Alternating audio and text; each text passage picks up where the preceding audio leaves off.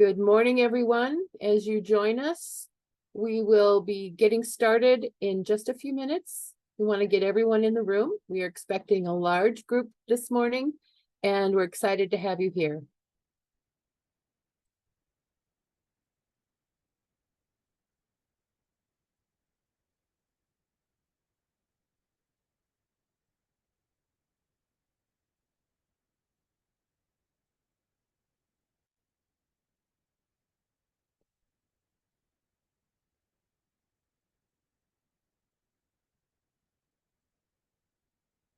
I love that folks are putting their good mornings into the chat. If you'd like to let us know where you are. That's also fun to see. We'll give it another minute or so.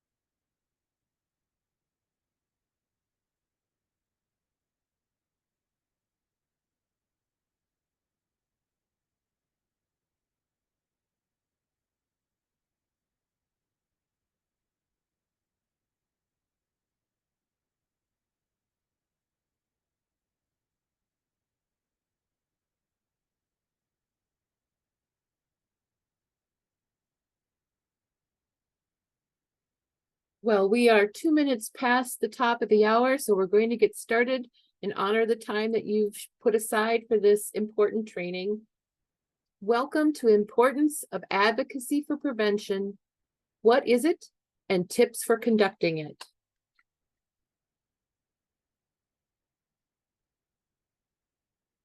This presentation was prepared for the Great Lakes PTTC under a cooperative agreement from the Substance Abuse and Mental Health Services Administration.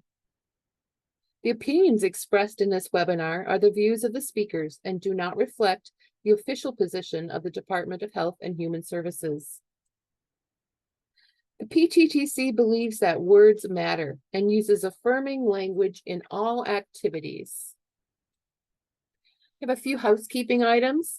If you have technical issues, please individually message Rebecca Buller in the chat section at the bottom of your screen, and I'll be happy to assist you. If captions or the live transcript would be helpful, please use your Zoom toolbar near the bottom of your screen to enable by going into the More section, select Captions, and Show Captions. Questions for the speaker should be put into the Q&A section at the bottom of the screen. This is important to use that Q&A option. If they're put in the chat, because we're going to be a large group, it's hard to keep track of them. They scroll away. So if you want your question answered, please put it in the Q&A section. You will be directed to a link, which is a short survey at the end of our webinar. And it takes about 3 minutes, and it will help us report to SAMHSA and continue to provide trainings like this one. Certificates of attendance will be sent out via email to all who attended this webinar in full. It can take up to 2 weeks. If you'd like to know more about what we are doing or information on upcoming events, please see our social media pages. And now I'd like to introduce our presenters. Josh Esrick is the Chief of Training and Technical Assistance at Carnival Associates, LLC. Josh has over 10 years of experience researching, writing, evaluating, and presenting on substance use prevention and other behavioral health topics. He provides training and technical assistance in substance use, having overseen the development of hundreds of products on a wide range of topics, including strategic planning, data collection and analysis, and identifying evidence-based prevention interventions for youth. In addition, Josh has directly provided many of these services to behavioral health agencies and other entities. He holds a Bachelor of Arts in Political Science from the State University of New York at Buffalo and a Master of Public Policy from George Washington University. Emily Patton offers significant professional experience in the fields of public policy development and analysis, criminal justice research, data collection and analysis, program development, and performance management.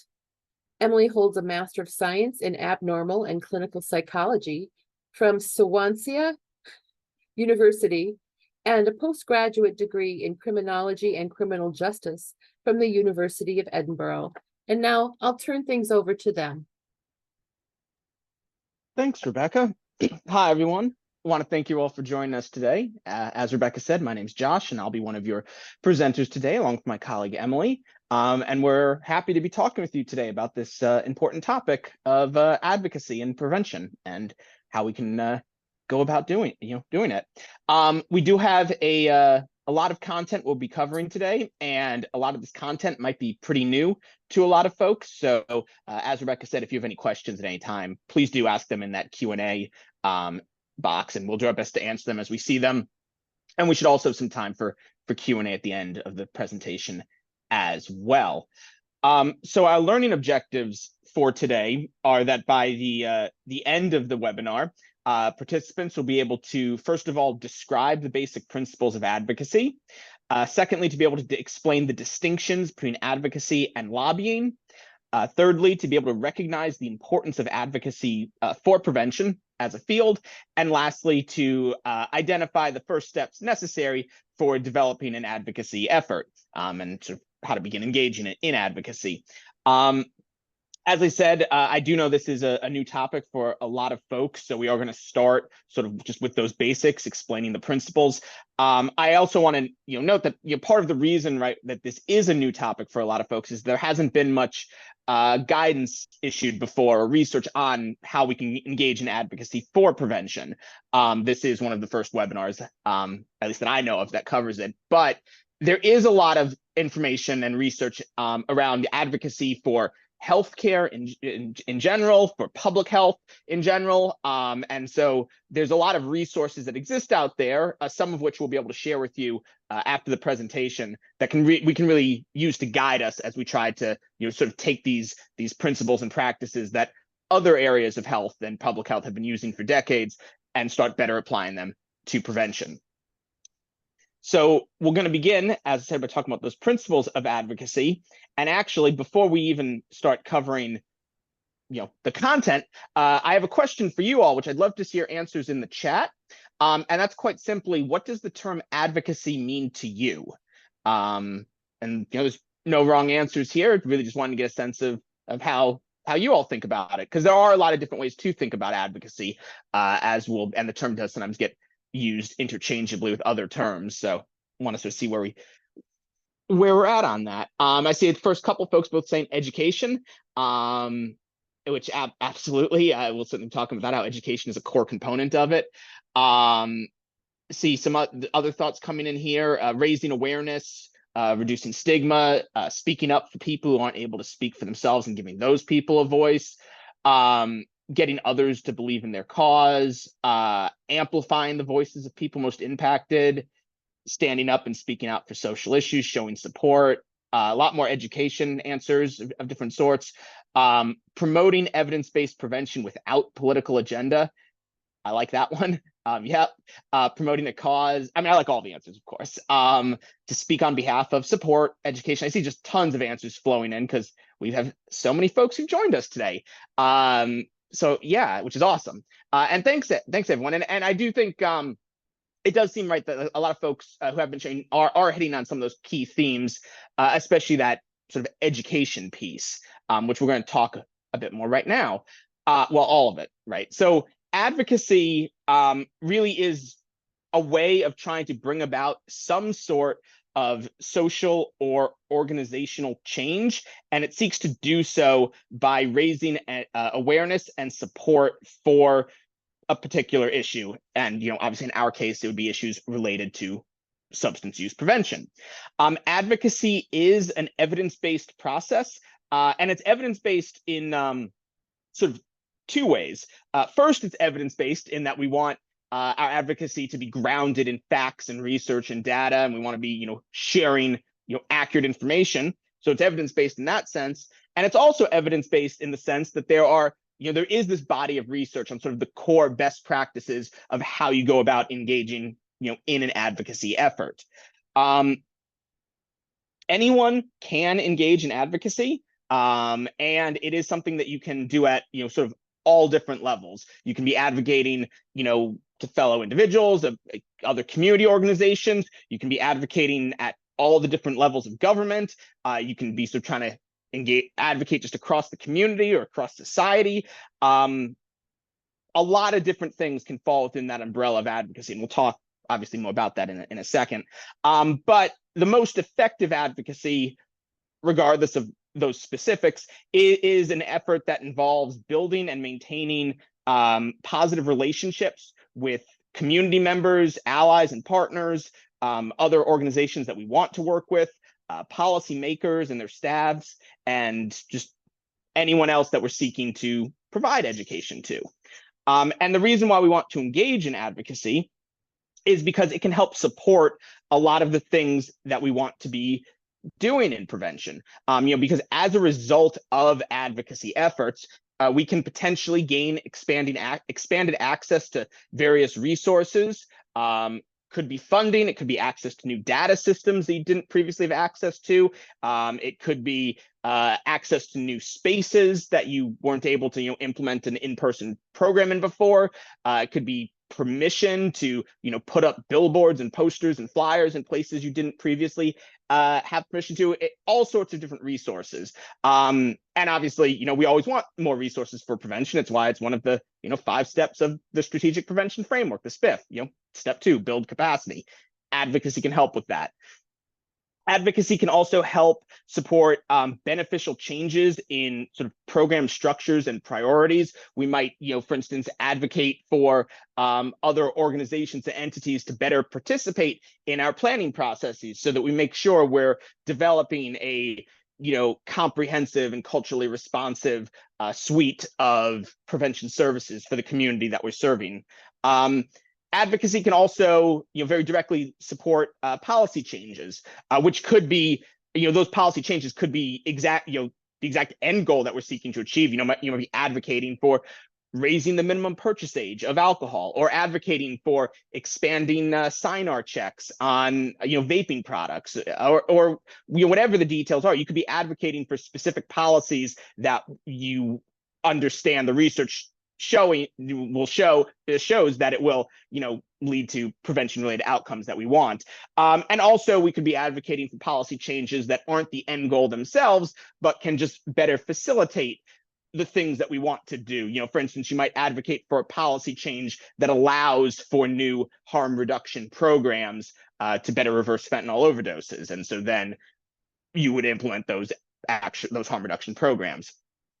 And then advocacy can also lead to changes in processes of various sorts, of how you could be advocating for other organizations to, for instance, better include prevention in their planning processes.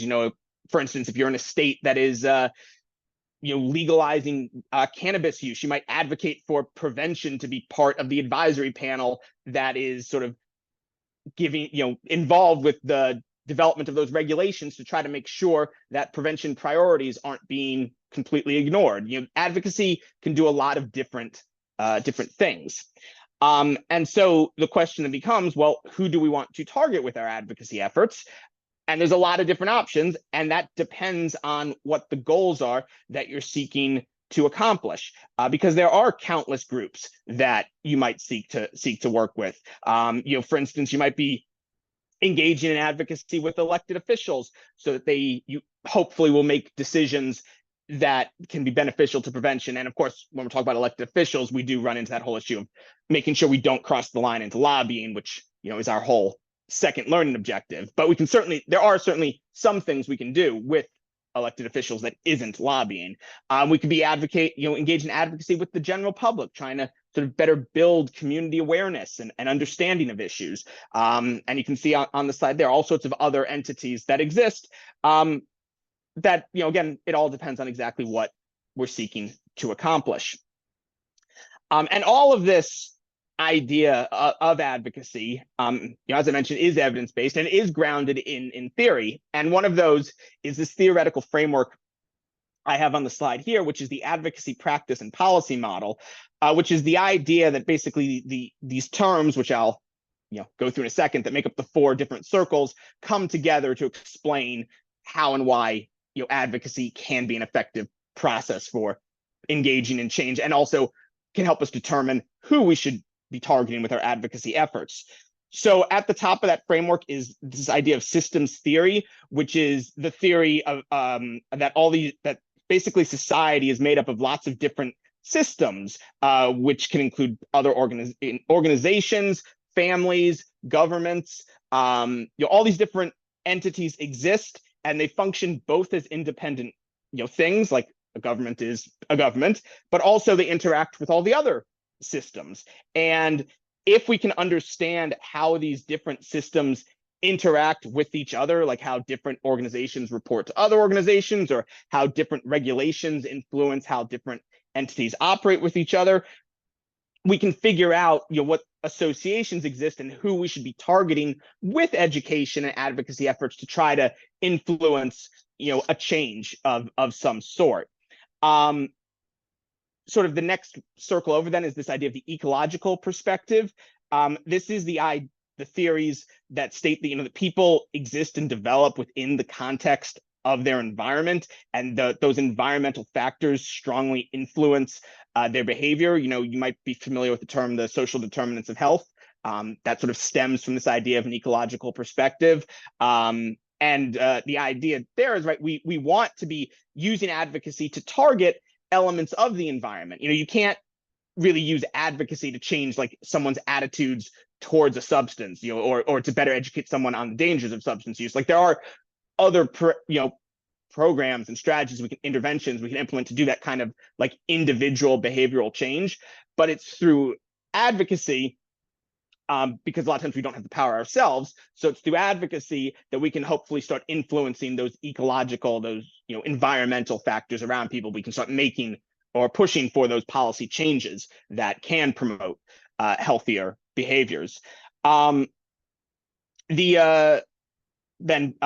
bottom circle empowerment theory is the theory that people should be encouraged to gain autonomy and a sense of control over themselves, and sort of the idea that it's important for people to interact with the systems that are sort of in the society around them, and push for the changes that they think would be beneficial. And that's why sort of setting aside just the topic of prevention at all, it's every person's right as a citizen to engage in advocacy on any topic. That's just part of what it means to be in a democracy. Obviously, when we are talking about in our role as professionals, as part of organizations, there are certain additional rules and regulations that start coming into play, but it's still this idea that we should be engaged with what all these other entities around us. And then lastly, we have the strengths perspective, which shows the idea that we should always be emphasizing the resilience, resistance, and courage of people and communities, and that we should always be recognizing those strengths and trying to incorporate them, into everything we're doing, but that includes when we're trying to develop an advocacy effort. And we want to be, emphasizing those strengths as we try to figure out, what sort of advocacy effort we want to engage in, what content do we want to be including, what is our targets, what are our goals, all of that. And obviously a lot more could be said about this framework, but this is just trying to give you a bit of a taste of how there is research sort of undergirding all of this. So what are the basic components of advocacy? I'm only going to briefly cover this part right now because in Objective 4, Emily will go into a lot more detail of how we actually get started on an advocacy effort. But sort of 4 really key elements are that you really need to understand what the issue is that you're engaged in advocacy around, and also be able to very effectively communicate that understanding to others, and communicate what the change is that you're seeking to implement. There's a term that comes up when we're talking about just sort of collaboration efforts called an elevator pitch that you might be familiar with, which is this idea that you should be able to communicate whatever it is you want to communicate in the length of time that an elevator ride takes.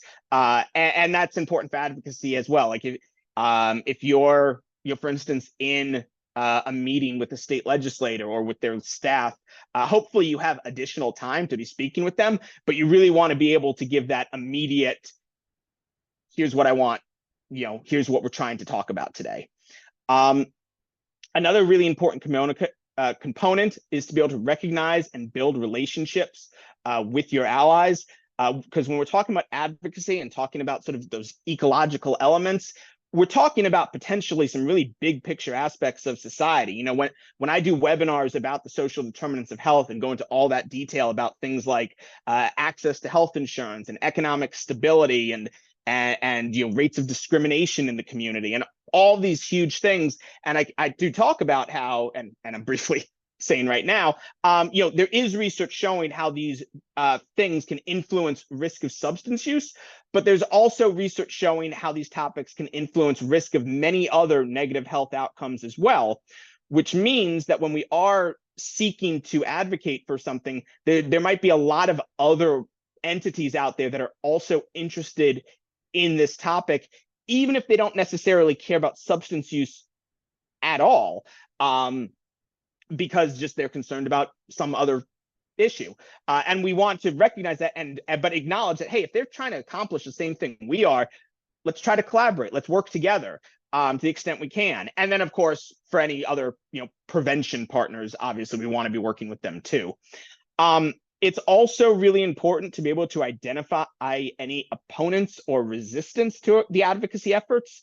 The most obvious example of this is if you're doing any sort of advocacy around a legalized substance, so alcohol, prescription drugs, tobacco, vaping products, in some states, cannabis.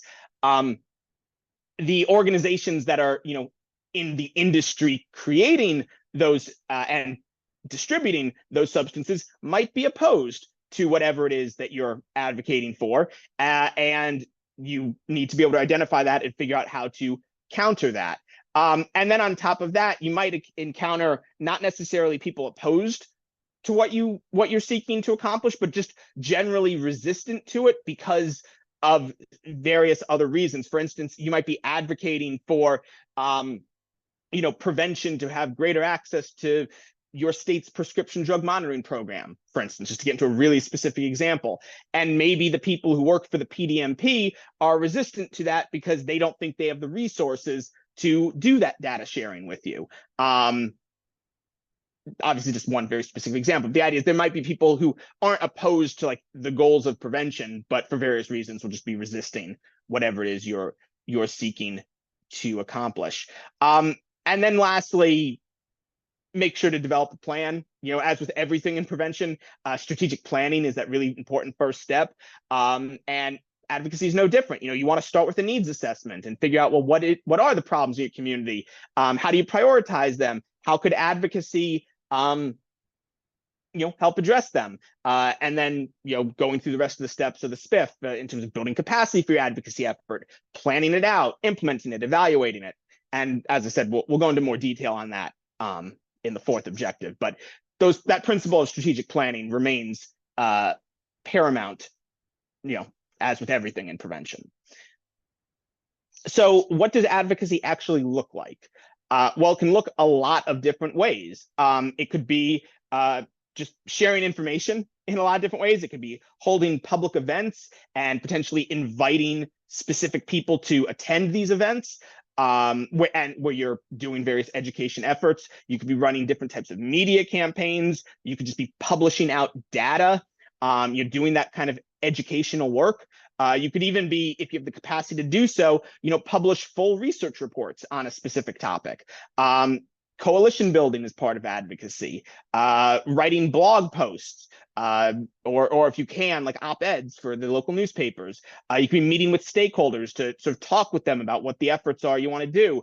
You can be sharing, uplifting stories about people with lived experience. And that's just a few of the different examples. At the end of the day, advocacy, as a lot of people really got in the chat, advocacy is about education, and there's all the, as we know, there's many different ways of sharing education. So then, what are our goals of doing all of this? Well, we've already talked about this some, but to get into a little more specifics, first of all, we might be seeking to expand the reach of services. We might be advocating for changes that will allow us to better reach hard to reach populations of various sorts. Maybe that means advocating for certain organizations to better coordinate with you, or advocating for expanding funding, or advocating for whatever it is, for expanding the reach of specific services. You might also be engaging in advocacy to sort of help build prevention infrastructure in the long term.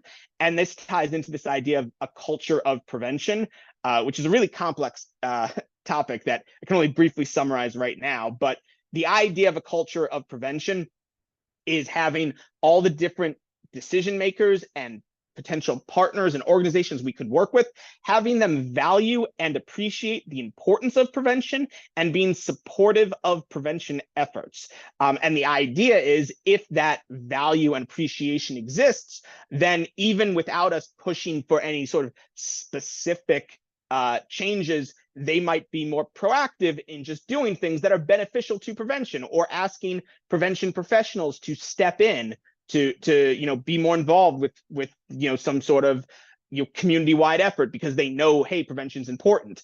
And we can hopefully start achieving that culture of prevention through all the different education that really is just focused on the basics. Here's why prevention is important. Here's how we know it works. Here's what we've accomplished so far. Just at that basic level, help getting people more supportive of prevention in general. We can also be seeking to improve specific public health outcomes that can, directly reduce risk of substance use disorder. We might be advocating very directly for, expanding some sort of vendor training for people who, for retailers, or advocate, whatever the case is. We could be advocating for specific policy changes that would improve public health outcomes. We could also be advocating for just trying to build up the state of research for the field. We could be advocating for permission, implementing new pilot programs, or trying to better work with university researchers, or whatever the case may be, but seeking to sort of, again, not address a specific issue, but rather just build up the research base of the field as a whole, so that we're better prepared for the future. And then sort of lastly, sort of tying into all of these, we can be seeking to advance specific policy changes. And that is really where we're going to be talking for the rest of the webinar today. As I've just been talking about, advocacy can cover a lot of different things, but some of it, like just advocacy in the pursuit of raising community awareness, for instance, I think that is a topic that maybe some folks are a bit more familiar with, and the one that I think does start getting more complicated is when we are talking about advocacy in pursuit of specific policy changes. So that's where we're going to focus really our attention for the rest of today. Beginning with, well, why do we want to be addressing policies? I've already talked a bit about this, but as a reminder, right, prevention needs to address the broader societal context in which misuse occurs. Those social determinants of health, those ecological factors around us, they very dramatically influence the risk of substance use. And those really big picture things like the economic stability of a neighborhood, or the access to quality education, and the climate of the local schools, those really big picture things generally aren't things that just, an organization can decide, hey, we're going to implement intervention X and it's going to solve this issue.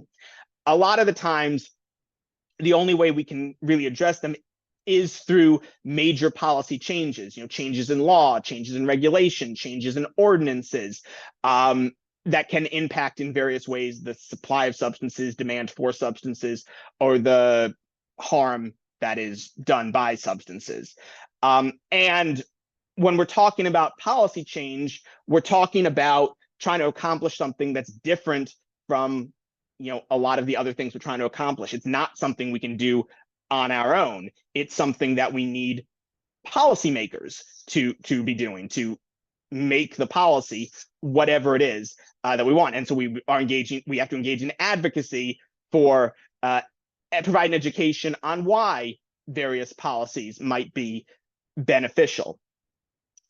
So who are policymakers then is the next question. Well, policymakers are a really just huge number of different individuals and organizations across all the different levels and branches of government. It includes state legislators, federal and state agency heads, school board members, county board supervisors and executives, state advisory panel members, congressional representatives, mayors, town councils, city council members, governors, many others as well. There's, they all are policymakers to varying degrees. They all have different authorities, different responsibilities that can be used to achieve policy change. But the trick is figuring out, right, who are the ones we want to be targeting, and that will depend on what it is we want to accomplish. But the thing is, pretty much all policymakers don't usually implement any interventions or programs or strategies themselves. They make policy and they leave it to others to do everything, which means a lot of times they lack specialized knowledge about why different programs are important or why strategies are important or how they work. And so a lot of times what is necessary is to give them that education on why something's important or what can be done about something, and then leave it to them to make the policies that can be beneficial. And then once they've done that, there's all sorts of different work that can be done to support the implementation of those policies.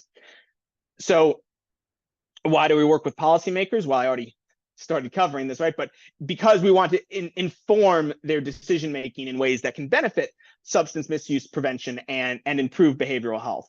And so really, though, we can categorize working with policymakers across three different dimensions. The first is to advocate for policy change related to specific areas of need. So it might be advocating for, if you're in a state where fentanyl test strips are not legal, you might be advocating for their use or advocating for more funding for them or something, but advocating for a specific policy area. Advocating for the minimum purchase age of tobacco to go to 21. That was a huge advocacy effort a few years ago. You can also be advocating to build support for evidence-based substance misuse prevention programming. Maybe there's not a specific policy that needs to change, but maybe it's like you have an intervention, but there's various, you want an state agency to do something that will, be more beneficial, more supportive of the work you're doing. Or you could be trying to obtain support for things that aren't actually policy decisions, but just require the authority of the policymakers. So for instance, if you had some sort of prevention campaign for high school students and you had these billboards and flyers you wanted to put up in the high school, but you need permission from the school board to put them up because they have a policy saying you have to do that, then you might be advocating for them to grant you that permission. It's not a change in policy, it's just them saying, yes, okay, you have permission, you can put this material up there. That can also be advocacy of that, of a more targeted sort than seeking a larger change. But as far as those larger changes, we are trying to focus on societal or community level influences. We're trying to address the social determinants of health and their impact, but we can also be trying to target, specific needs. We can be trying to build support for a culture of prevention.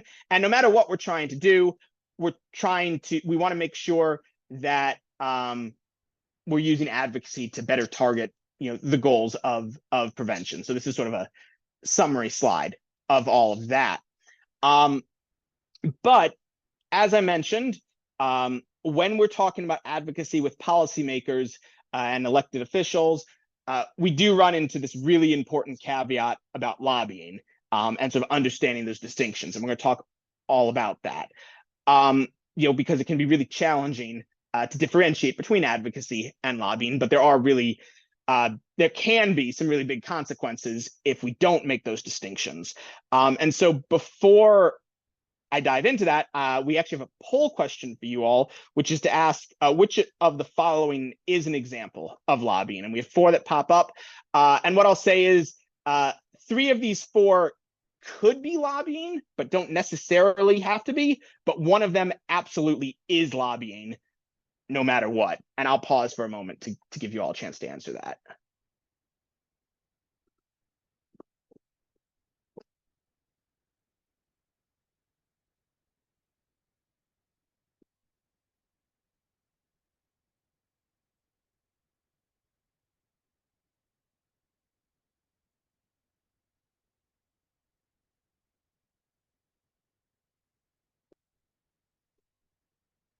Yeah, I see about half of folks have answered it, which is great. I'll just give it another, I don't know, 15 seconds here. I know these answers are a little bit long, so it can take a bit of time to read through them.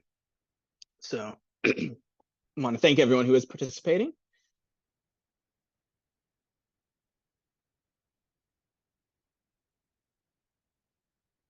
Okay, 3, 2, 1, and let's end that poll and share the results.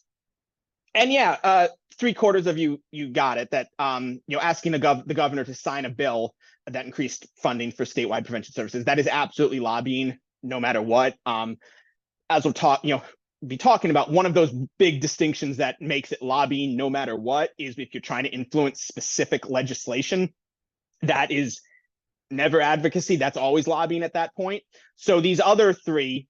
Educating a congressional representative on the rates of opioid-involved overdoses in their district, inviting a state senator to your organization's xylazine awareness community event, or providing public comment on a state agency's proposed regulations.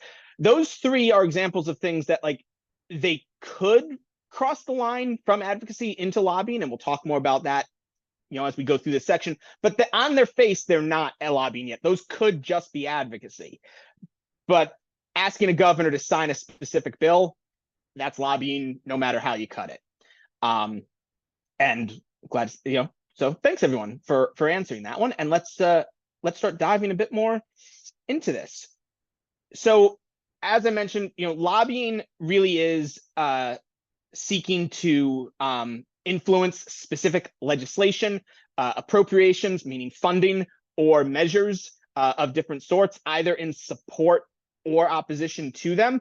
The terms lobbying and advocacy are sometimes used interchangeably, but it's really important that they're not used interchangeably because they're not the same thing. As I mentioned, advocacy is this education and information about the facts around an issue and about why something's important, and sort of sharing information on best practices, but leaving it at that.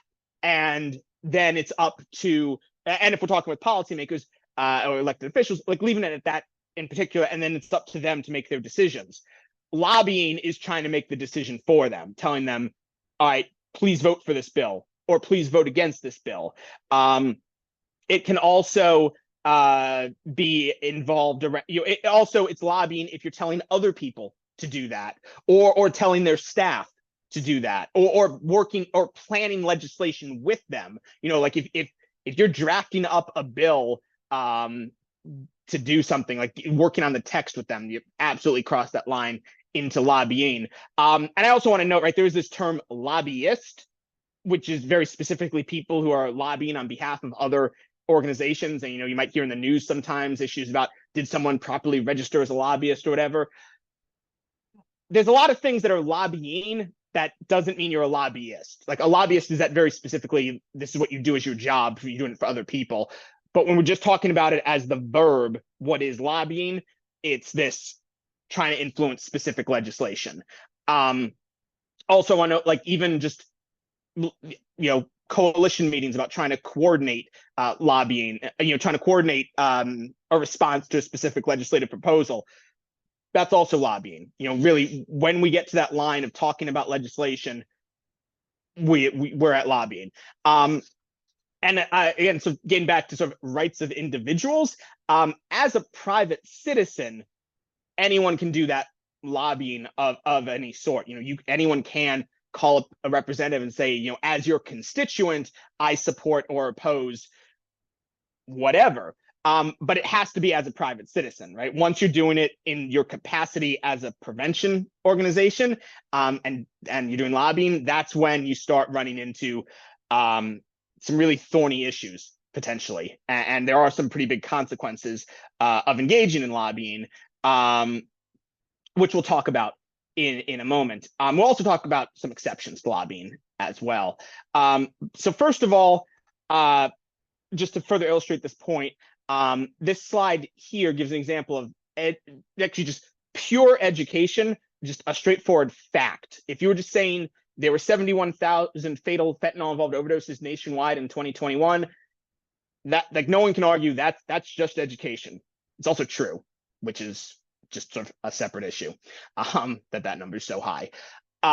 Advocacy, which is still education, can build on that. You might say something like, county health departments play a key role in preventing fatal overdoses by providing education and access to naloxone. And obviously, there's a lot more details and specificity. We're just keeping things at a really high level. A statement like that's still advocacy, because all you're doing is you're still just providing a bit of education around, what we can do around fentanyl overdoses. Lobbying, though, would be something like, please vote for House Bill X, which will provide additional funding for purchasing naloxone, because then, right, you're trying to influence that specific legislation. You're trying to influence a specific decision. So as I mentioned, there are some really important exceptions to what otherwise might be lobbying.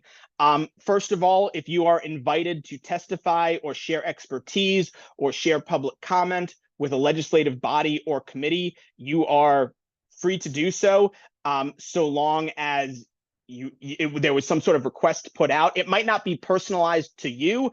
It can be both. It could be they might be them saying, hey, we want you specifically to provide this testimony, or they might be saying, hey, everyone who wants to, please provide us your thoughts on this. You can do that, but whatever you do has to be made available to every member of the committee or the legislative chamber or whoever it is. Also, anything that can be classified as nonpartisan analysis, study, or research isn't lobbying either. For instance, when an organization like RAND puts out a report saying something like, if this bill passes, it will result in the purchase of an additional 300,000 naloxone doses, which we estimate would reduce fatal overdoses in the state by 22%. Obviously, I just made all those numbers up, but like if they put out a report with those findings, that's an analysis, that's a study. That's not like it could be interpreted as saying it's a good idea to vote for this bill, but it is still an analysis of it rather than anything more. And I do see some questions starting to pop up in the chat. Just sort of in the interest of time, we're keep covering content right now, but we will circle back to those questions in the Q&A at the end. And also, I might try to answer a few in the chat once I turn over the presentation to Emily. But keep asking questions if you have any, because I know this can be a complicated issue. So why do we care about all this, though? Well, because there's some really big potential restrictions on lobbying. First of all, if you're a nonprofit, if you're a 501c3, and just sort of setting aside everything else, just if you're a nonprofit and you spend a substantial part, which the IRS defines in different ways, there's a lot of specific legal language out there, and I'm not a lawyer. Like, if this is a concern of yours, make sure you consult with the appropriate accountants or lawyers that you have to get this information. But basically, if you're a nonprofit who spends a large amount of your funding on lobbying activities, you can lose your nonprofit status, which obviously could be extremely detrimental depending on what your organization is. In addition, there are really strict limits on the use of federal awards for lobbying. You can't do it. So if you receive some sort of federal grant funding, and you do want to engage in lobbying of some sort, you have to make absolutely clear that none of the federal funding is in any way being spent on that activity, because that is, like, strong chance you'll lose your funding if you otherwise. Also, if you work for like a specific government agency, like if you work for a county health department or state health department, there might just be laws against you engaging in lobbying, and so you might just be, breaking the law, and then there might be various consequences for that. So again, it's really important that you do understand whatever the laws are of your own state. Like they're lobbying. Like I think this is why a lot of times there hasn't been a lot of talk about advocacy, because lobbying is such a thing we can't get involved in. But as I've been trying to talk about today, advocacy is fine and it's an important thing to do. And so that's just why it's really important to understand that line between advocacy and lobbying, and just make sure we don't cross over it, because so long as we don't cross over it, there's a lot that we can accomplish through advocacy. And so because of that, I have just a few other examples here of sort of, again, at a basic level, but trying to sort of further delineate between advocacy versus lobbying. If you're meeting with a state representative to just educate them about the importance of behavioral health funding in the community, that can be advocacy. But if you're asking that state representative to vote for, House Bill 505, which would provide emergency funding for behavioral health, that's lobbying. You're trying to influence specific legislation at that point. If you are preparing educational materials that share law enforcement success stories about the use of naloxone, that's advocacy. But if you're providing those materials with the explicit goal of supporting or opposing legislation that would change naloxone training for law enforcement, either give more funding to it or prohibit it or whatever the case might be, that's lobbying. If you're sharing statistics about the emergence of xylazine in your community, which it is emerging in a lot of communities across the United States, and sort of sharing information about the response of the local health department on social media and how we're trying to work to address this big new issue, and it's important for us to be addressing it, that's advocacy.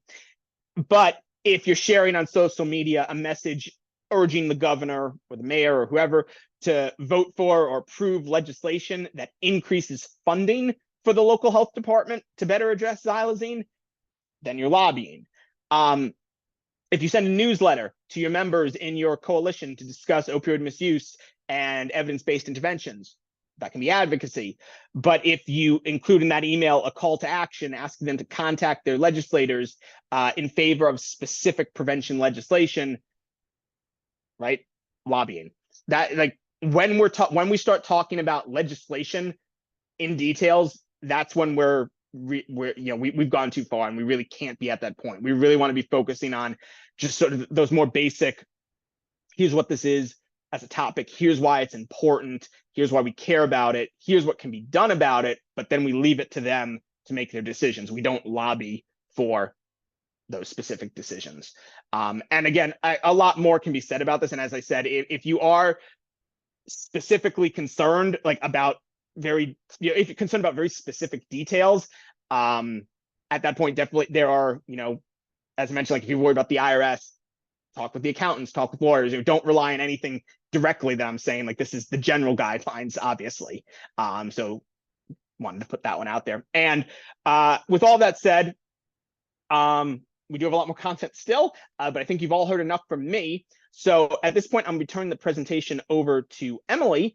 I will be monitoring the chat, and also I will be trying to answer in the Q&A box, trying to respond to some of those questions in the Q&A box as well. So thanks, everyone. Emily?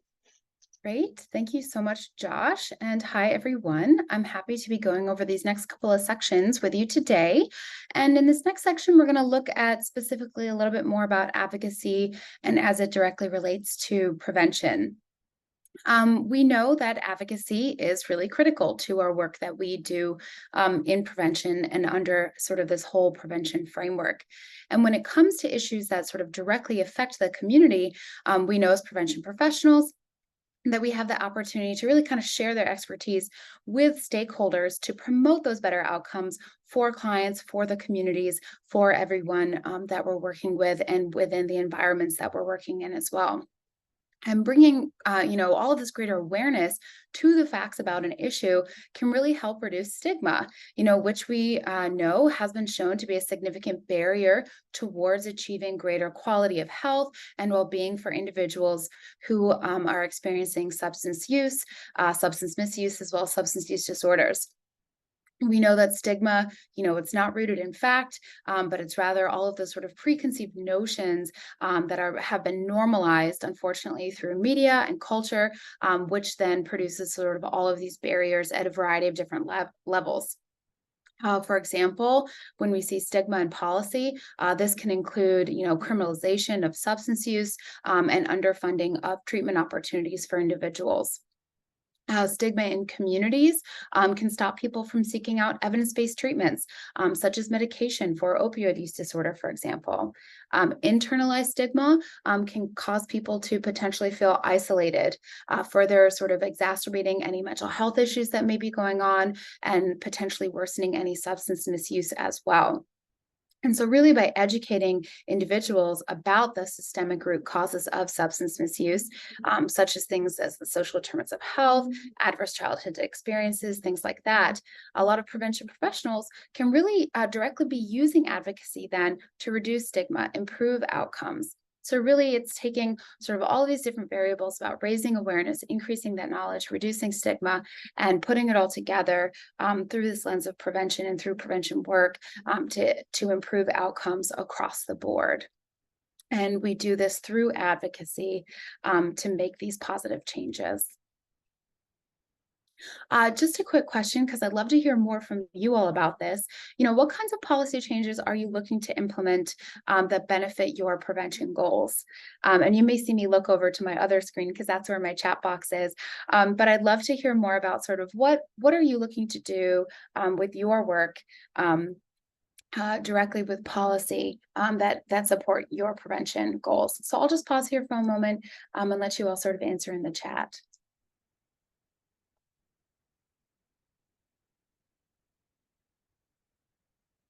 Okay, I see Janet's talking about looking to ban synthetic drugs, marijuana dispensary zoning. Okay, we'll talk a little bit about zoning for sure. Supporting retention of staff, targeting synthetic marijuana, nicotine-free parks, again, going back to sort of those sort of zoning. Ending the sale of menthol flavored tobacco products. Sure, absolutely. Implementing a social host ordinance. Okay. Social host ordinances, again, caps on dispensaries. Great. Changing disciplinary actions, taking against students caught vaping. Great. Another type of policy that's very interesting. Again, seeing a lot around zoning, seeing a lot around sort of marijuana policy and vaping policy, different zoning, this one particular to alcohol outlet density policies, making substance misuse a priority in health education, different kinds of regulations around CBD and THC. Okay, this is awesome. Thank you so much for sharing some more of this information. This is really interesting. And we'll touch on quite a bit of that sort of over these next couple of slides, and particularly sort of this next one, which is really sort of looking at supply reduction sort of policies and what that means. Because there's a couple of different policies when we talk about different policies that sort of target substances. And so supply reduction specifically, right? These are those policies that involve making substances harder for people to access by preventing or disrupting the production and distribution of either illegal substances or regulating the availability and access to legal substances. We know that a lot of research has shown that when substances are convenient to access, that their use winds up increasing. So supply reduction really seeks to kind of counter that with the theory that when they're harder to obtain or that potentially that they cost more, for example, use will then decrease. And so supply reduction strategies really address sort of those risk and protective factors at the environmental level and contributes towards developing this sort of more overall culture of prevention. And there's a few policy strategies that have been shown to be effective in reducing the supply of substances that I'm going to touch on in just a little bit. And you can see some of them here on the slide as well. And so supply reduction policies, again, work by making substances scarcer, by making them more expensive, also by making them less socially tolerated. And then again, they're tending to address those more environmentally based risk and protective factors. A great example of this is the minimum legal drinking age laws, which specify the legal age when an individual can purchase alcohol. The MLDA in the US is 21. Prior to the enactment of the National Minimum Legal Drinking Age Act of 84, the legal age when alcohol could be purchased varied across each of the states. And drinking by those below the age of 21, we know, is strongly linked with a variety of different negative consequences and issues. More specifically, unintentional injuries or even death, changes in brain development, as well as other risk behaviors such as smoking, as well as the potential for additional substance misuse as well. We know that since the raise in age to 21, there has been a significant decline in motor vehicle crashes, as well as a significant decline in underage drinking overall. And then we also have vaping and smoking legal age increases, and we'll talk a little bit about sort of that impact and where there is still some room for additional changes. In December of 2019, Congress passed a federal law raising the tobacco and e-cigarette purchase age to 21 nationwide, sort of mirroring, again, the minimum legal drinking age. We know that nearly all smokers start as kids or as young adults, and that these age groups are really heavily targeted by the tobacco industry. National data shows us that about 95%, pardon me, of adult smokers begin smoking before they turn that critical age of 21. And the ages of 18 to 21 are also that really crucial period when many smokers are moving from that experimental sort of smoking phase to that regular daily use. And a lot of research shows us that kids are often turning to their older friends as well as their classmates as sources of cigarettes in particular. And now we're seeing vaping as well. And so increasing the tobacco age to 21 is really trying to reduce that likelihood that, for example, a high school student is going to be able to legally purchase tobacco products for other students and for their underage friends. It's also well established that flavors really play a significant role in enticing youth and young adults to try and use different types of tobacco products. And so in February of 2020, the FDA put restrictions on different types of flavorings for cartridge and pod e-cigarettes, so different types of vape devices. However, that ban did not extend to disposable devices or to menthol flavoring for all devices. And I know some people talked about menthol in the chat as well, some of the policy work that they were trying to work around. And so sales of e-cigarette cartridge products went down because of this. However, disposable devices and menthol flavored pods and cartridge devices went up. And so youth and young adults using flavored tobacco products more than, we know they're using it more than any other sort of age group. And additionally, these sort of flavored products are often that first tobacco products that youth and young adults are going to ever be using and that they're being exposed to. So again, we're seeing here that there is still quite a bit of policy work that needs to be done, and that, you know, at the national level, that needs to be revisited. And now we're seeing potentially at the local level and in some of your work that there could be some policy work there that can be done too. Then we'll talk a little bit about retail access restrictions, which we'll get to some of the zoning stuff that quite a few of you mentioned as well. And retail access restrictions, we know, are used for a variety of different substances. And some of the policy initiatives in this strategy, for example, include, you know, raising the price of different substances, such as alcohol, by setting a minimum price per standard drink or increasing taxes on alcohol sales. You can also have bans on price discounts or on happy hours even. A lot of different studies have shown that these kinds of financial restrictions are associated with decreases in alcohol consumption, alcohol-related mortality. They do also lead to decreases in violence as well as other sort of criminal activity. We also know that limiting or restricting where alcohol retailers are located in a given area through licensing or zoning can also reduce alcohol consumption. So another powerful sort of tool when we're talking about licensing or zoning restrictions. While local municipalities or counties can't necessarily regulate or prohibit possession of marijuana in states that have legalized it for medical or recreational use, in some states, for example, Illinois, they're able to restrict access in communities through different zoning ordinances. So that can be another tool, which can prevent cannabis business establishments from opening in a given area. So potentially another option there. And then we also have law enforcement, which also plays a critical role in supply reduction, because they are the ones who are enforcing different local, state, and federal policies and different regulations that we've previously talked about. And law enforcement really they also can work internationally as well, because they can also work to reduce the supply of substances that are coming into the United States to sort of stop the flow of illicit substances from reaching the United States. And they can also work with sort of our partner countries on different prevention opportunities there as well, to sort of support other local communities with our international partners too. And what we can do with prevention when we talk about law enforcement and working with them as sort of partners, because we can also work with them around policy, we can connect them to resources and use them as potential partners for ourselves, but also working with them as potential partners for community organizations, helping them access different health groups and recovery centers. We can also help support the opportunities and availability by working with them in terms of data sharing, and working both internally and externally by making sure that they understand any of the data that we're gathering. And enforcement agencies can also benefit by accessing education on prevention related topics, right? We can work with them to sort of educate them on sort of the best practices and sort of the best policies, and making sure they really understand sort of these drivers behind substance use, and bringing sort of this more holistic, wholehearted approach to working with individuals who are at present misusing substances. And then also making sure that everyone understands the current state of the policies that are being enacted in the community as well. So that's supply reduction. And then another policy tool that can be used is through demand reduction efforts. And sort of demand reduction strategies are those intervention efforts that really sort of reduce the demand for substances using a variety of different means, such as prevention, treatment, and research, sort of all together to reduce substance use. We know that the U.S. is probably the world's largest consumer of illicit substances, accounting for more than a quarter of that global demand. And so reducing the demand is really crucial. And prevention professionals play that really important role in doing that and sort of reducing a lot of this demand.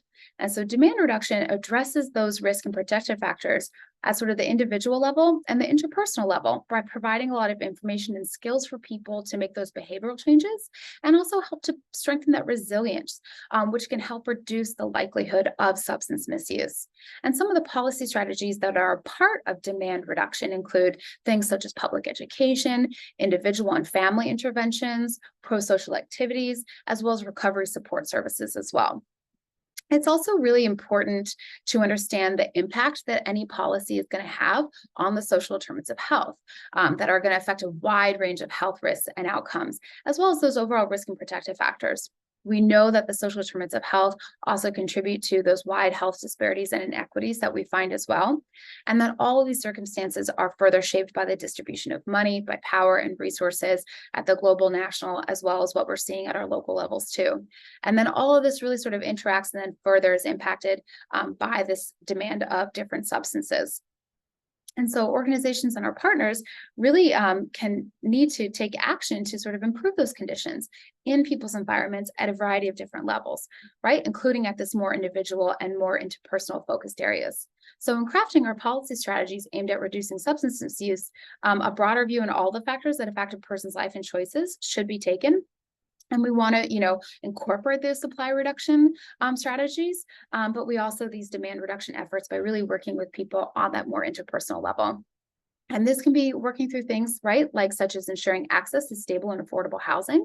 That can reduce many risk factors, such as reducing risk factors related to mental health, violence, as well as those immediate impacts of poverty on an individual.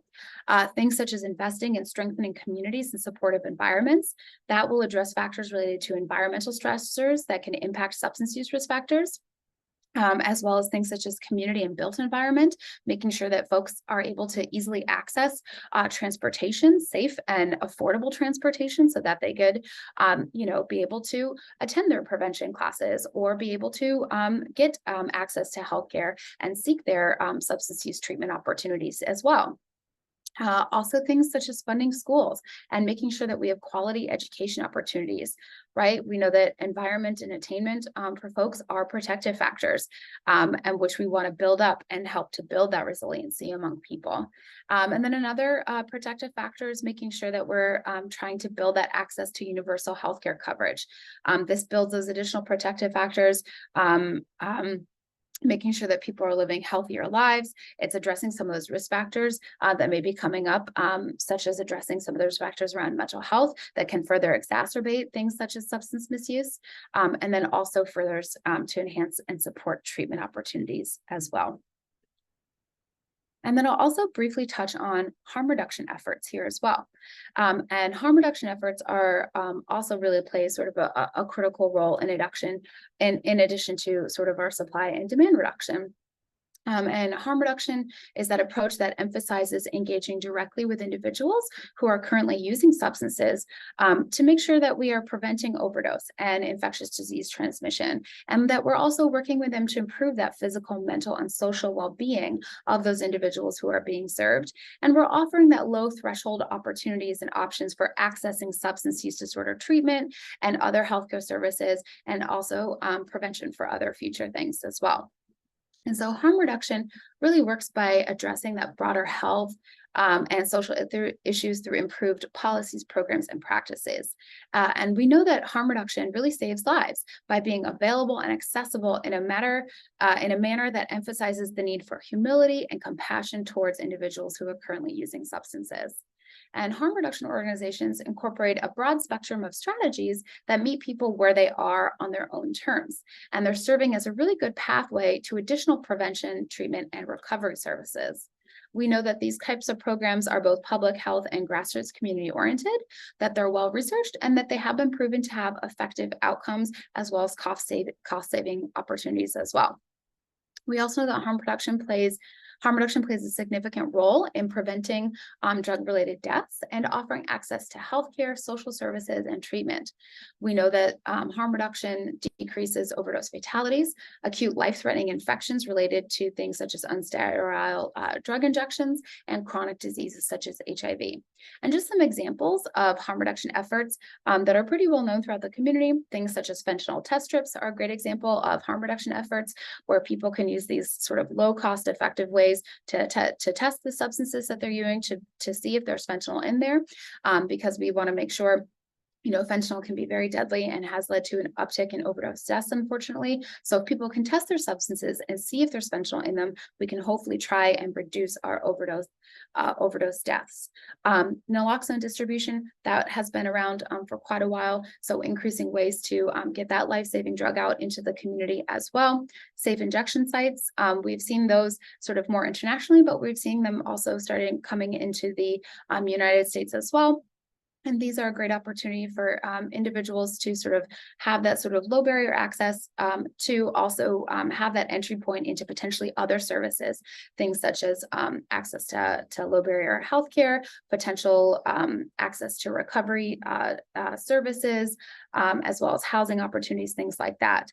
And then in Canada, there's also something known as safer supply, where working with medical professionals, providing a safer supply of substances for individuals to be using that we know have not been sort of tainted with things such as fentanyl or xylazine or other substances that could be lethal to individuals as well. And just one example that I'd like to give about advocacy sort of in action is this RISE Drug-Free MKE 53206 Drug-Free Community Project that kind of takes a lot of the information that we've just talked about and put it really sort of into action. This coalition was formed in response to rising substance misuse in Milwaukee. With funding from the CDC's Drug-Free Communities Grant, the coalition worked towards the goal of preventing substance use among youth ages 12 to 20 in one of Milwaukee's most impoverished zip codes, the 53206. And so this coalition partnered with community residents, with their local youth centers and community organizations, hospital systems, schools, churches, and many others to engage in advocacy efforts across the entire zip code. The coalition was able to provide trainings on mental health and substance use to youth, teaching them sort of how to identify those reasons for substance use and ways to cope with life stressors. They participated in community cleanup events, drug take-back events, worked with retailers and community education opportunities to educate store owners about tobacco products, as well as a variety of other sort of public education campaigns as well, and working with the media to sort of share those things. And so as a result of these advocacy efforts, surveys wound up showing a decrease in the use of alcohol, tobacco, marijuana, as well as prescription drugs among youth within that specific zip code. There's also been a change in the attitudes towards substance use and a greater awareness of the root causes of substance use, like trauma and anxiety. And then finally, that coalition that they were able to build increased in membership pretty drastically. They doubled it. So the coalition started off at 69 individuals all the way up to 136. So really taking a lot of those tools that we talked about and the different sort of efforts and building up into a really strong coalition that saw quite a bit of the changes that we want to see in the community. So again, why do we want to incorporate policy changes?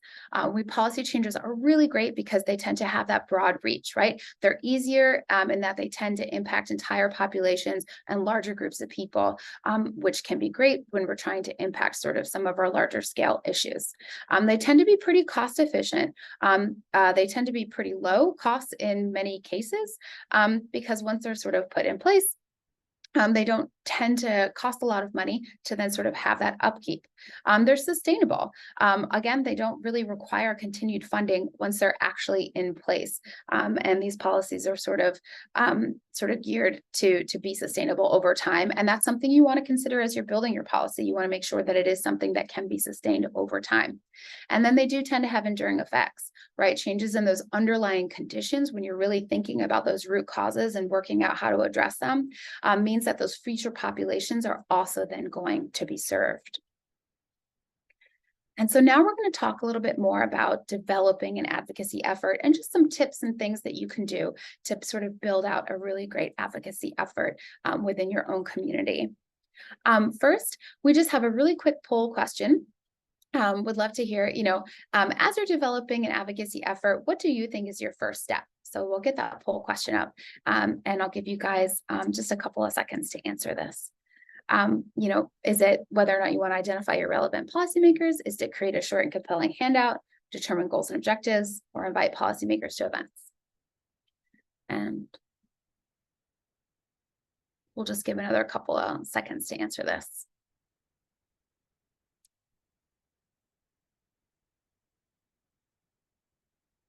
And I'll just do a countdown, 5, 4, 3, 2, 1.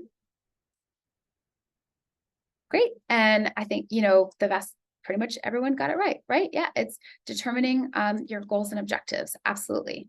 Right. We really want to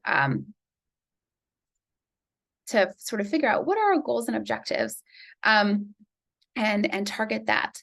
And sort of before we do that, we want to, and that a big part of determining our goals and objectives is a part of that is during this sort of planning time. And one way we can do that is by following sort of the principles of strategic planning. And the principles of strategic planning, as noted in SAMHSA's Strategic Prevention Framework, also known as the SPIF, are as relevant for advocacy as with any other sort of preventive course of action.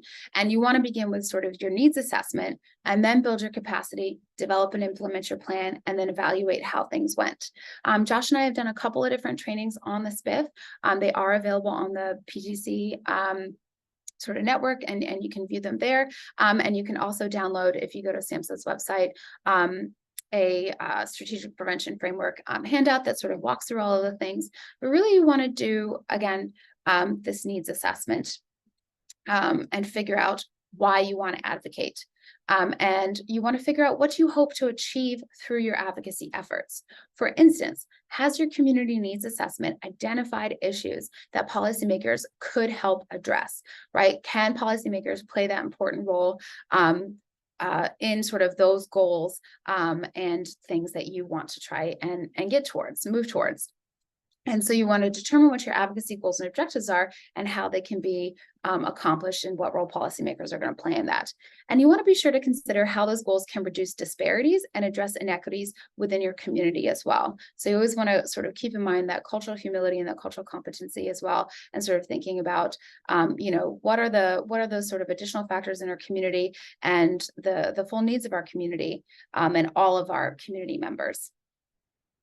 Another important thing to keep in mind is that you can't do any of this sort of work alone, right? You want to determine which other stakeholders in your community have the same goals and objectives, and you want to work with them to develop those coordinated advocacy efforts.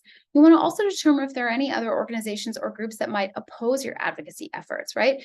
So it's one thing to find out, who can we work with? Who else is doing this work potentially? Can we join them? Or is this a new coalition that we want to kind of come up with together? And on the flip side of that, right? Who might we come up against? Who might be opposed to some of this work, or where might those challenges be? And you want to plan for that so that you can figure out what's the best way that we can address that so that we can meet our goals and objectives. This might be most likely to be relevant when conducting advocacy related to illegal substances, for example. And so you want to take time to address their concerns and also be prepared to sort of counter a lot of their arguments. And so you can do a lot of this prep work ahead of time. And that'll definitely come in handy when I talk to some tools that you can develop a little bit later as well. And then a part of this work about not going it alone, sorry, I think my computer froze. Oh, here we go, is identifying your relevant policymakers. Different elected legislative and executive officials have different and unique responsibilities. They have different authorities, interests, and then also in some cases, voting track records, right? So you want to do that background research and identify those policymakers who are going to be most relevant to the topic you wish to advocate about. Consider whether state legislators or school board members or anyone in between are the most productive focus of your particular efforts. And your goal should really be guiding who you want to work with. For example, if you want to change a county ordinance around the density of vaping retail outlets, you're going to want to work with a county board of supervisors, not with a federal regulatory agency. And then again, you want to know those issues inside and out. You want to ensure that you have all the information and the research you need to provide that compelling and useful education on the topic. And you want to make sure you've done your research by making sure you have all of the relevant context and the history, as well as how the issues are going to be impacting various populations in the community, particularly, again, those groups that have been historically marginalized. And you want to make sure you're prepared to answer those questions and address any arguments or data that contradicts or contrasts with some of the information that you have. Again, yeah, and this is some of the work you could have done when you're trying to figure out who in your community might sort of come out against this, or maybe may not be huge supporters of this. So it's sort of figuring out what's the best responses to show why the work that you're trying to do is the best way to move forward. And then we'll talk about sort of as you're getting started, what are some things you can do to sort of help push your work forward. One great thing you can do is to really create short, informative summaries of those key takeaways from your advocacy efforts. These are things such as fact sheets, infographics, other products. We have some examples here on the screen for you. And these are great things that can be easily shared in meetings, at events, and they're going to provide that additional information to folks that really gives them those key takeaways, the things that you want people to remember about your topic, what you're trying to pursue, and why you want them to be interested in this. And then you want to be able to provide additional copies that policymakers or their staff can then share with others, especially when you're talking about working with policymakers and if you've had meetings with them. So you want to be able to leave these behind for them so that they can have this information easily on hand and know what to do with it. And when you're in your meetings with policymakers, your other stakeholders, your allies, even your opponents, right? Listen attentively and don't dismiss sort of any of their concerns. You want to make your points respectfully and you want to make them concisely, right? You want to make sure that you're giving them the key information and educating them in the way that you would want to be educated in. You may want to try and put together sort of an elevator pitch that Josh mentioned earlier, which is that 5-minute sort of short summary that's going to grab their attention and describe what you need. And finally, pay attention to everyone in attendance, including definitely policymaker staff, because policymaker staff is going to play a really big role in sort of getting that legislator on board. And staff really play that core role in decision-making overall, and often provide that core recommendation to the official that they're working with and that they're representing. Another great thing you can do is inviting policymakers to a lot of the prevention events that you might be holding. It's likely that many of you are already conducting numerous educational events in your community. So always invite them to attend as an opportunity for them to learn more about your issue and see firsthand its importance in the community. This is also a good opportunity for policymakers to connect with stakeholders in the community as well. You want to make sure that the event can run smoothly and have a clear plan for how you want the policymaker to be involved. Do you want them to give a speech, for example? Do you want so you want to work that out and coordinate with them ahead of time? Or do you want them to just be there to listen? Do you want them to potentially meet with folks in the community who have firsthand experience or lived experience or knowledge about a particular issue that you're trying to make awareness about? And then another great thing you want to do at these events, take tons of photos and post them to social media. A great way to make awareness about this issue and help get people in the community learning about this. And then lastly, you get to decide what success looks like for you. And success, keep in mind, right? It can take a really long time with a lot of different attempts, right? It's not going to happen overnight, and it'll look different at different points. Progress is not always going to be linear. And so, before advocacy leads to that larger goals that you have. So you want to think incrementally, and be sure to remember that, and you don't want to be discouraged if there aren't those sort of short-term tangible results that you were hoping to find. So acknowledge and track any sort of short-term successes that you do have, because that'll remind you that you are making progress towards your overall goals and objectives. And then determine how you want to measure success in the meantime, and then what is it going to look like when you think that you finally met your long-term goal, and then what you want to do after that. And one thing you also want to do is make sure that along the way you're continuing to develop and maintain a positive and friendly relationship with your policymakers, and that is something that you can be sustained over time as you're sort of looking at the success rate over the long term as well. And so at this point, I'll hand the presentation back over to Josh, who will do some concluding remarks, and then we'll get to some Q&A. So Josh? Thanks, Emily. Yeah, so that does conclude our content for today. I know we threw a lot of stuff at you, and some of it was pretty new for folks, but I hope we were able to provide some useful information here. And sort of in conclusion, what we talked about today is advocacy is an important way for prevention professionals to go about making change at that more environmental and ecological level. And also, it's not as much as we talk about today, but obviously it's something that we want to be having as part of a comprehensive approach to prevention. We don't want to be devoting all of our efforts to advocacy. It's something we want to be doing in addition to, alongside of, the various specific EVPs that we're implementing. If advocacy is something that you want to engage in because it does help advance specific goals that you've been able to identify, make sure that you understand those differences from lobbying.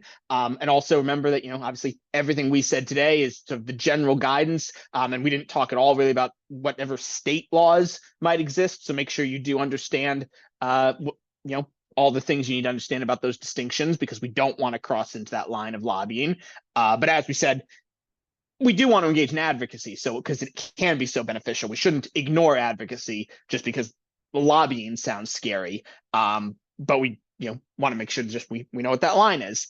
As I meant, actually already covered this one, right? Policy change and collaborating with policymakers should be part of a comprehensive prevention approach. It should be just dealing with one facet of the issues, and not something that we're just solely devoting ourselves to.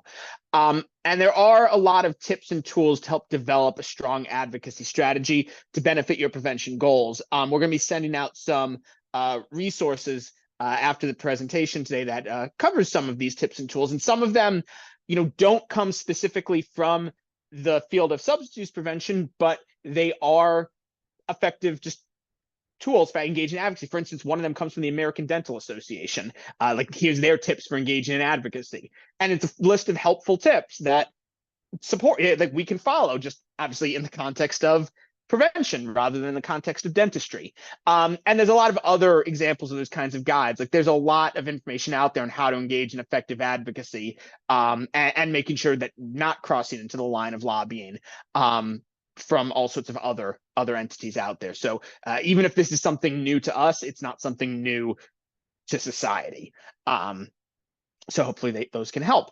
There were a lot of questions popping up in the chat, popping up in the Q&A. I was doing my best to sort of answer them as they pop up, but if you have any more questions, we do have about 6 minutes left, so still feel free to keep asking those. We'll be here till the end to answer those questions. And I also believe that there's a bit of wrap up that the Great Lakes PTTC would like to do as well. So in the interest of not losing anybody, I'm going to turn things over to Chris to cover that. So. Great. Thanks so much, Josh. And thank you to both of you for sharing so much information today that is invaluable for the folks in the prevention field to know. As we've said in the chat, you will receive PowerPoint slides in a follow-up email today. So you can look through those as to help refresh your memory of what was shared, as well as to refer back and hopefully share the information with other folks. So before we wrap up for today, I wanted to make sure to give you some information about some other resources available and upcoming events from the PTTC. First of all, we have a training coming up on October 5th, which is What Makes Them Stay, help write the playbook for prevention workforce retention. This is going to be a very interactive session. So we hope that those of you interested in increasing workforce retention in the prevention field, that you will join us. We have on October 12th a joint webinar that we are doing, or I should say a webinar we are doing jointly with the Southwest PTTC, and that's Prevention with Immigrant, Refugee, and Asylum Seeking Communities. On October 26th, we have a webinar on a focus on coalition best practices. This will be ideal for folks new to coalitions. So if you have folks either on your coalitions or if you are new to the idea of coalitions, we highly recommend you participate in this webinar. And finally, for those of you who are in the Great Lakes region, so that's Illinois, Indiana, Michigan, Minnesota, Ohio, and Wisconsin, you are welcome to apply to participate in the virtual SAPS that's coming up in November. We have 15 slots left at this point, so it's filling up quickly. If you're wanting in, apply soon. A couple of save the dates. These registration will be opening very soon for these. One is on November 2nd. We're going to have a webinar on creating welcoming spaces for LGBTQ plus individuals in our prevention programs. December 5th, I'm going to be leading a webinar on building protective factors using the social development strategy. And then also we're going to talk about the other part of the equation there is risk factors for youth substance misuse on January 9th. So hope you can take advantage of those sessions. Wanted to also let you know that we have 3 new Healthy Knowledge courses that we've put up recently on the healthyknowledge.org website. Understanding Prevention's Role in Harm Reduction, Why Health Equity Matters in Prevention, and a primer on social determinants of health. These are free. There are 45 courses on substance misuse prevention up there now. So if you haven't explored it yet, highly recommend you check that out. All right, and if you haven't yet joined us on our social media, we highly recommend joining us either on LinkedIn, if you're a LinkedIn person, at GLPTTC, or Facebook. And I have to say, I'm a little competitive if you don't know me yet. And I was noticing we're just shy of having the most likes and followers in of all the PTTCs. So if you are a Facebook person, if you would like and follow us, I would greatly appreciate it. It may take us above the one that has the most. So help me with my competitive edge there. All right. And last but not least, please take time to complete the evaluation form at the end of this. I want you to know that I read every single comment that's written in there and absorb that and take that information when we're determining what we're doing next and how we are delivering our training. So please be sure to take the time and share your thoughts there. And with that, just a last thank you to Josh and Emily. Also a thank you to Rebecca, who has been behind the scenes on the technology part of all of this, of the webinar. Thank you, and thank you to you all for being here. Do we have any last questions, Rebecca or Josh? Anything we need to touch on before we close this out? No, I think we're good. I think it's time to close it out and open up that survey link. All right, wonderful. Josh, anything? No, just going to say thanks everyone for joining us today. Absolutely. All right. Thank you, everyone. Have a great rest of your day.